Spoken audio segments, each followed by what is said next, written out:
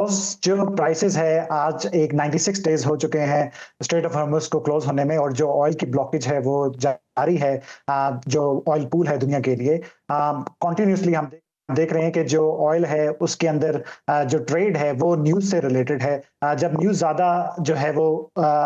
Adverse आती हैं, तो जो ऑयल की जो प्राइसेज़ है वो हाई हो जाती हैं। उसके अंदर जो है वो 5 से 10 डॉलर तक का भी जो है वो फी बैरल जो है वो जम पाता है, चाहे वो ब्रेंट क्रूड हो, चाहे वो डब्ल्यूटीआई हो। तो जो इसके जो असरात हैं वो काफ़ी दूरस्थ हैं बिकॉज़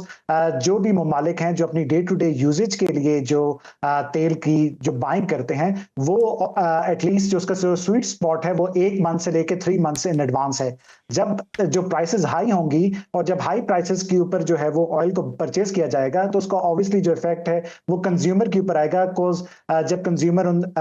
तक वो जो तेल पहुँचेगा, वो ऑटोमैटिकली जो है वो हाई वैल्यू के ऊपर आएगा। दैट्स द रीज़न कि हम देखते हैं कि प्राइसेज़ डाउन हो जाती हैं, लेकिन हमारे फ्यूल पंप्स के ऊपर हमें जो ऑयल की प्राइसेज़ है वो ज़्यादा नज़र आती हैं। इसके और असरात जो हैं वो ये हैं कि अगर ये प्राइसेज़ हाई रहती हैं, तो इसकी वजह से आईएमएफ ने अभी जो है वो जो एक रिपोर्ट जारी की थी, उसके अंदर उन्होंने जो फेडरल रिज़र्व है, उसको उन्होंने कहा था कि वो डाटा को फ़ॉलो करें। अगर उन्होंने अपनी इन्फ्लेशन